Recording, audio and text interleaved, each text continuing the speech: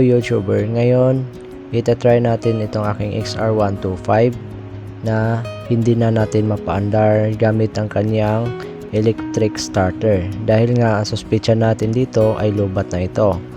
So kahit i-on natin yung kanyang headlight, wala pa rin nangyayari.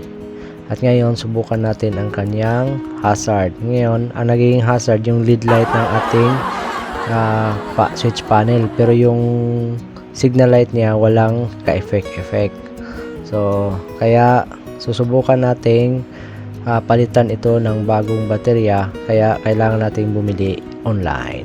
Dahil hindi natin nabidyohan yung pag-receive natin galing kay Shopee, ipapaabot ko lang kay Dodong at kunwari si Dodong yung taga Shopee. Ngayon dandahan ko itong dalhin sa aking mesa na kunyari ititest ko yan. Dahil dyan kailangan din nating dokumento yung pagbukas natin ng ating nabibili online, para kung sakaling may sira, yun yung ibibigay natin sa ating seller na nung dumating sa atin hindi pa siya nabuksan, kumbaga sira talaga siya. So ayan, chine-check natin yung bawat anggulo niya, yung kanyang gilid, taas at baba, para masigurado natin na hindi pa talaga siya nabuksan simula nung binigay niya siya kay seller. Ngayon gagamitin natin, buksan natin ito para makita natin ang ating package, kung talagang baterya nga ba talaga or baka bato. Wag naman sana. Kaya dandahan natin itong buksan at pabilisin natin.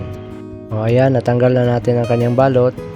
Kukunin na natin yung mismong package. So sa pagbukas pala makikita na natin ang kanyang brand, Max Rider Lithium Motorcycle Battery. Ito ay 7S yung size niya, 12 volts, 6 Ah.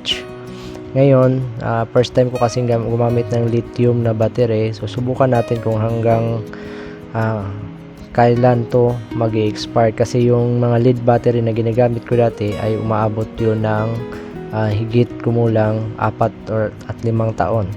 So ito, hindi ako sigurado kung hanggang saan naabutin to. Medyo may kamahalan po ito, nasa 1,880 po yung bili natin dito kay Shopee.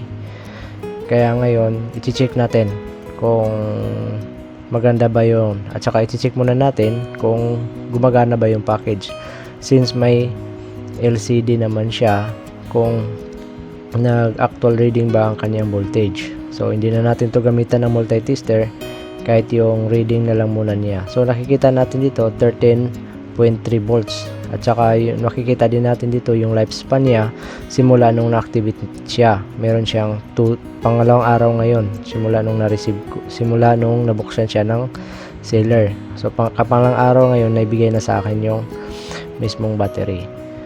Diyan ititesting natin siya.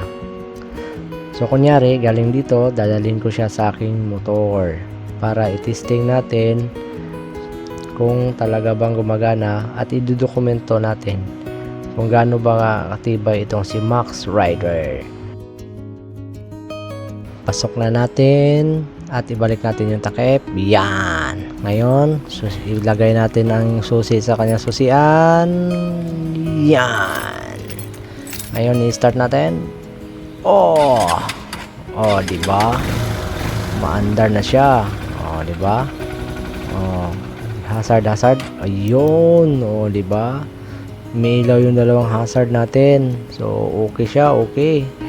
Yan, galakas ng busina. Headlight. Subukan natin yung headlight.